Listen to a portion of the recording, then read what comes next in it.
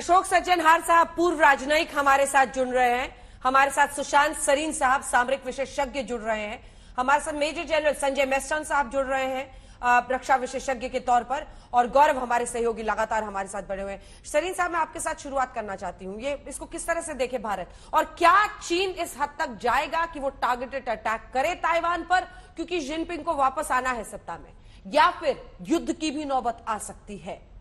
सुशांत जी, देखिए, युद्ध की नौबत को आप पूरी तरीके से खारिज तो नहीं कर सकते, लेकिन क्या इस माहौल में जब चीन की जो अर्थव्यवस्था है उस पे वैसे ही एक बहुत बड़ी सेंध लगी हुई है, चीन के जो रिश्ते दुनिया के साथ हैं वो कोई बहुत अच्छे नहीं हैं और खराब ही होते जा रहे हैं, बेहतर तो नहीं हो रहे।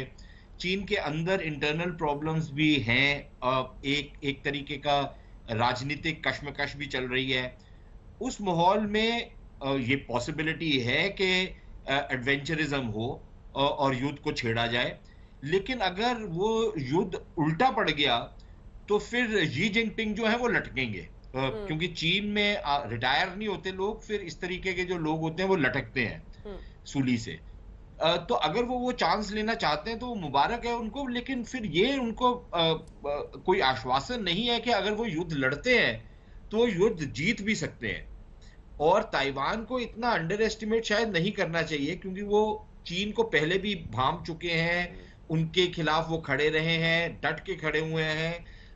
कई ये जो टारगेटेड अटैक्स की बात कर रहे हैं, ये चीनी पहले भी कोशिश कर चुके हैं, मुंह की खानी पड़ी और फिर विड्रॉ करना पड़ा।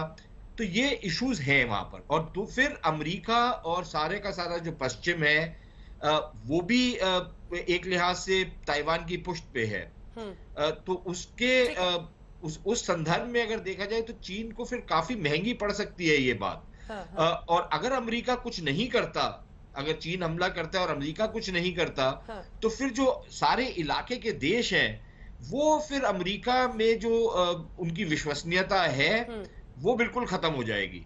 और अमेरिका ये नहीं चाहता, क्योंकि अमेरिका को पता है कि एशिया का जो रीजन है वहीं पे फ्यूचर है।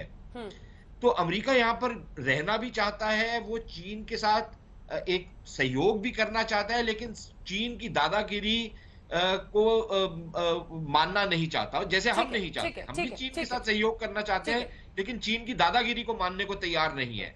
तो मेरे ख्याल वहां पर एक समन्वय बन रहा है बहुत सारे देशों का।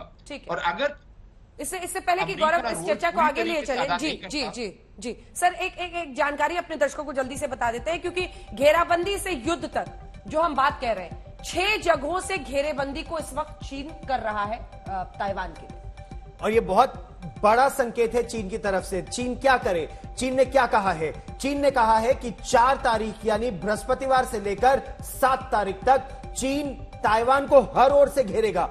उत्तर, दक्षिण, पूर्व, पश्चिम, उत्तर पूर्व और उत्तर पश्चिम से चीन के युद्धपोत, चीन की पनडुब्बियां, चीन के विमान, चीन के अटैक हेलीकॉप्टर्स, ये एक लाइव फायरिंग एक्सरसाइज करेंगे। और ये लाइव फायरिंग एक्सरसाइज एक बहुत बड़ा संकेत है कि हम ताइवान को न केवल हर तरफ से घेर सकते हैं, बल्कि हर तरफ से वार कर सकते हैं जरूरत पड़ने पर। ये मनोबल गिराने की साजिश है चीन की। ताइवान देख रहा है, लेकिन ताइवान क्योंकि 1949 से रग रग से वाकिफ है चीन की, वो डरने वाले देशों में नहीं है। वो अपनी काउंटर एक्सरसाइजेस करेगा जो चीन के लिए एक खतरा होगा। कुछ ही देर में आपको बता दें कि ताइवान की तरफ से एक अलग प्रेस कॉन्फ्रेंस की जा रही है, इस पर नजर रहेगी। और अशोक सज्जनहार साहब, जब हम चीन की हरकतों को देखें और जिन ड्रिल्स की बात हम लगातार कर रहे हैं, 21 लड़ाकू विमान की बात कर रहे हैं लगातार कि वो इस वक्त भी मंडरा रहा है आकाश पर ताइवान के,